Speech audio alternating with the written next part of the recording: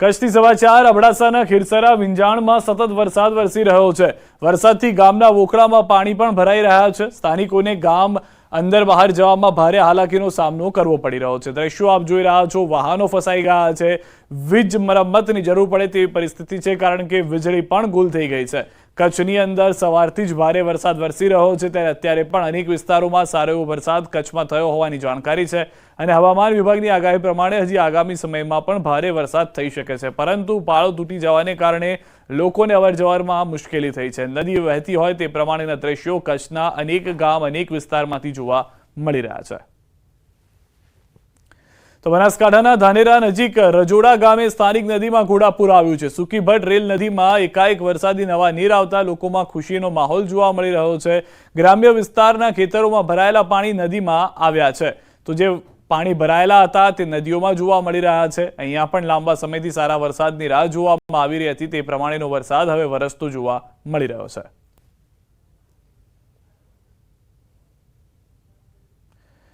તો બનાસકાંઠાના લાખણી તાલુકામાં મુશળધાર વરસાદ ખાબક્યો છે। લાખણીના ગેળા, જસરા, ગણતા સહિતના ગ્રામ્ય વિસ્તારમાં વરસાદને કારણે રસ્તામાં પાણી ભરાયા છે। લાખણીથી ગેળા ગામ જવાના માર્ગ ઉપર પાણી ભરાતા વાહન ચાલકો મુશ્કેલીમાં મુકાયા। ખેતરોમાં પાણી ભરાતા ખેડૂતોને મોટું નુકસાન થયું। સ્થાનિકોએ સરકાર પાસે આ રોડને ઊંચો લઈને રિપેર કરવાની માંગ કરી છે।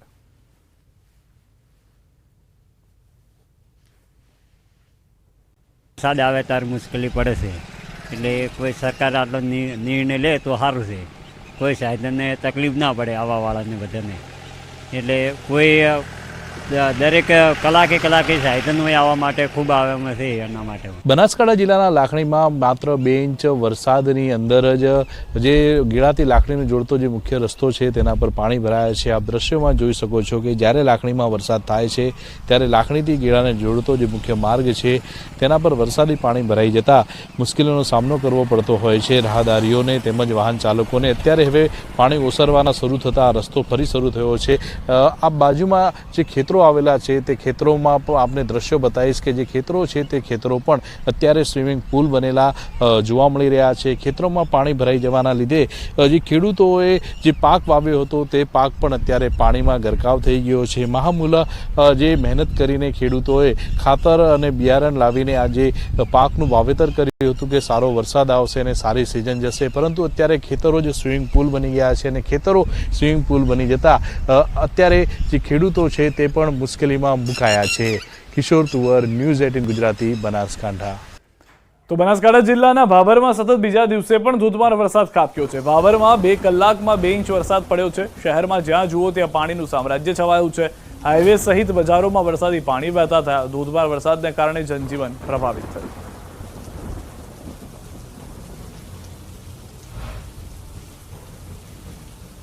આ તરફ મહેસાણામાં પાણી ભરાવાનો મુદ્દો સંસદમાં ગુંજ્યો છે। સાંસદ હરિભાઈ પટેલે સંસદમાં ઉઠાવ્યો છે મુદ્દો। ઓવરબ્રિજ બનાવવા રેલવે વિભાગની રજૂઆત કરી છે।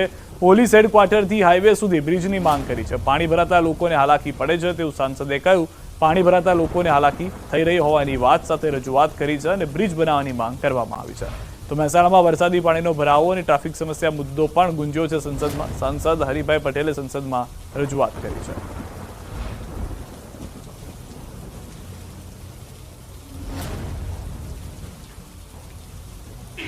मरीजों को अस्पताल पहुंचाने में बहुत मुश्किल होती है।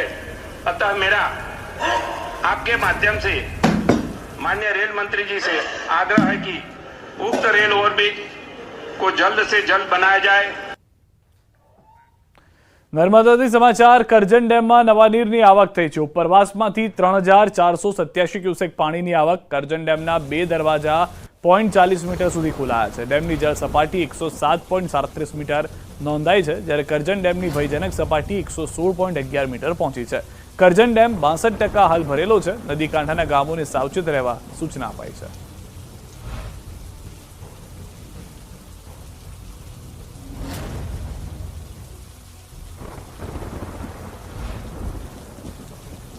અન્ય સમાચારો પર હવે નજર કરીએ। મામાના ઘરે મુશકે વધારી છે મુશ્કેલી। તમે સાચું સાંભળ્યું, મામાના ઘર એટલે કે અમદાવાદના સરસપુરમાં ઉંદરોનો ત્રાસ વધતો જતો જોવા મળી રહ્યો છે।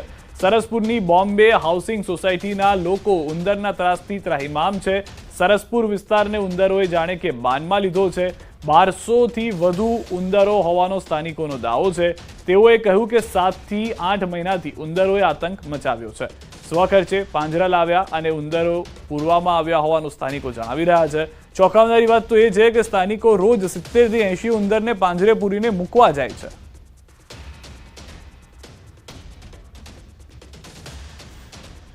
સરસપુર વિસ્તારને ઉંદરોએ બાનમાં લીધું છે, ત્યાં સુધી કે લોકોનું જીવવું મુશ્કેલ પડી ગયું છે. અમદાવાદના સરસપુર વિસ્તારમાં બોમ્બે હાઉસિંગ સોસાયટીમાં આપ જોઈ રહ્યા છો, ઉંદરોનો ત્રાસ એ હદે વધ્યો છે કે હવે સ્થાનિકો જ ખાસ કરીને પાંજરા મૂકીને ઉંદર પકડવા માટે તૈયાર થયા છે. છતાં પણ હજુ 500થી પણ વધારે ઉંદર છે તે હેરાન પરેશાન કરી રહ્યા છે. કોર્પોરેશને સતત જાણ કરી છે, છતાં પણ કોઈ પણ પ્રકારના પગલાં નથી લેવામાં આવ્યા. સ્થાનિકો છે તેમની સાથે વાત કરીશું. ભાઈ, શું નામ છે અને આ ત્રાસ કેટલા સમયથી? મારું નામ સંજયસિંહ છે મેડમ. આ ત્રાસ અમે છેલ્લા 7 થી 8 મહિનાથી ભોગવીએ છીએ. અહીંના સ્થાનિક ધારાસભ્ય અને કોર્પોરેશનને અમે લોકો 7 મહિનાથી રજૂઆત કરીએ છીએ કે સાહેબ અમારે ત્યાં ઉંદરડાનો ઘણો બધો ત્રાસ છે. 5 તારીખે અહીંયા આગળ વૃક્ષારોપણના કાર્યક્રમમાં આવ્યા હતા, ત્યારે રૂબરૂ અમારા અહીંના જે સ્થાનિક લેડીઝોએ બધાએ એમણે જાણ કરી હતી, રૂબરૂ બતાવ્યું હતું. ત્યારે એ ટાઈમમાં અહીંના સ્થાનિક ધારાસભ્ય અને કોર્પોરેટરશ્રીએ એવું કીધેલું કે અમે તમારી માટે અહીંયા ખાટલા ડાળીને બેસી રહીએ કે તમારા માટે ખાટલા ડાળીને સૂઈ રહીએ કે, અને એ કંઈ અહીંથી જતા રહ્યા હતા.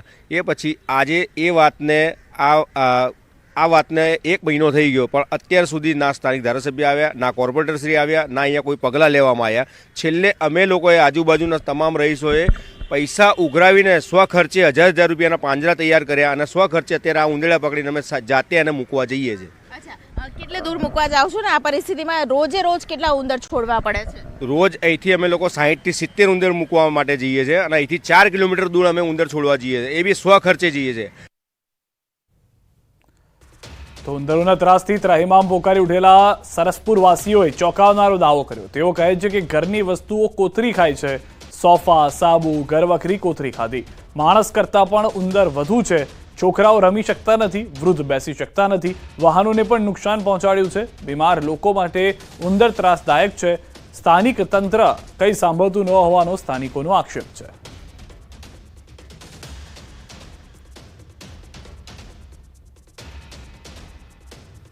બહુ જ પરેશાન ને. લાટના, વેલણ, ડબ્બા, નાસ્તાના, ખાટલા, દોરીઓ, કપડાં કતરી કાઢે, તિજોરીમાં કપડાં કતરી કાઢે છે. ઘરમાં પણ આવે? ઘરમાં પણ આવે છે. બહુ નુકસાન બહુ કરે છે બેન. શું કરીએ હવે? આનો બહુ જ ત્રાસ છે. આના માટે કંઈક નિકાલ કરો. તાત્કાલિક નિકાલ લાવો. બધા આવીને જોઈને જાય છે, ફોટા પાડીને જાય છે, પણ કોઈ સાંભળતું નહીં. આ મીનાબેન, કેટલું નુકસાન થયું છે બેન? જો સોફામાં પેસીને કતરી નાખી છે, ઉપર સાબુ કતરી નાખે છે, કોલગેટની ટીબો કતરી નાખી છે, અને માણસ કરતાં બી ઉંદર વધારે છે અહીંયા આગળ. અને આઈને જોઈ કે પણ એનું કોઈ નિરાકરણ આ લોકોએ કર્યું નથી. આજે લગભગ 7 વર્ષ, હું તો કહું વર્ષ થવા આવી છે. છોકરાઓ રમી શકતા નથી અહીંયા આગળ, બિલકુલ. વૃદ્ધ બેસી શકતા નથી અહીંયા આગળ. એક બે મેડમના ઘરમાં 37 ઉંદરડા બિચારા પકડ્યા. એમના સસરા લકવા વાળા છે, એની પર ચડી જાય તેમને બહાર બેસાડી નવડા પડે છે. લકવાગ્રસ્ત વાળા સસરા છે એમને.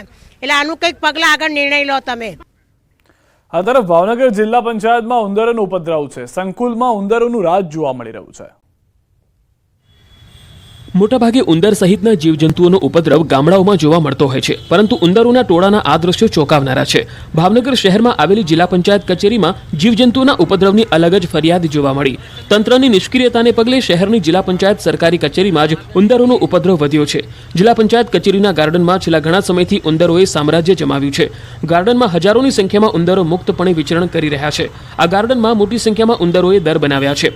ઉંદરો ગાર્ડનમાં સ્થિત વૃક્ષો, છોડવાઓનું નિકંદન કાઢી રહ્યા છે. દિન પ્રતિદિન વધી રહેલી ઉંદરોની સંખ્યા ખરેખર ચિંતાનો વિષય બન્યો છે. આ ઉંદરો ધીમે ધીમે કચેરીમાં પણ ઘૂસી વ્યાપક નુકસાન પહોંચાડી રહ્યા છે. હાલ રોકાઈશું એક વિરામ માટે. આપ જોડાયેલા રહો ગુજરાતની number 1 news channel news 18 Gujarati સાથે.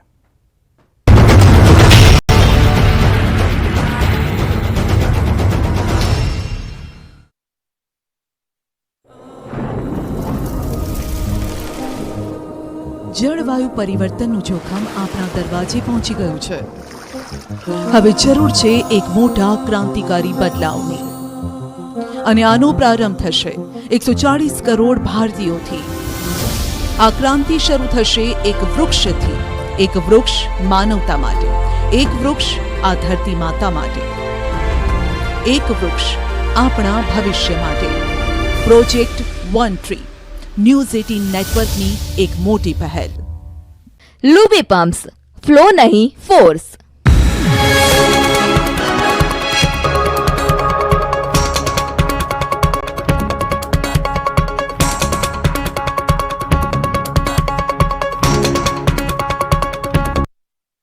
लूबी पम्प्स, फ्लो नहीं फोर्स।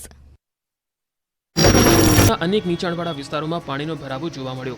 અંબાજીના પોલીસ સ્ટેશનના આગળના ભાગે હાઈવે માર્ગ બેટમાં ફેરવાઈ ગયો, જેથી ત્યાંથી પસાર થતા વાહન ચાલકોને મુશ્કેલીનો સામનો કરવો પડ્યો હતો. બનાસકાંઠા પાલનપુર અંબાજી હાઈવે પર પાણી ભરાઈ ગયા. પાલનપુર વીરપુર પાટિયા પાસે હાઈવે ઉપર ઘૂંટણસમાં પાણી ભરાઈ ગયા.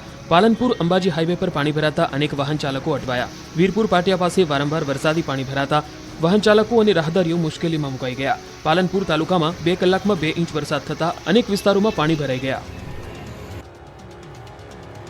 મહેસાણામાં 6 કલાકમાં 5.5 ઇંચ વરસાદથી અત્ર તત્ર સર્વત્ર પાણી ફરી વળ્યું.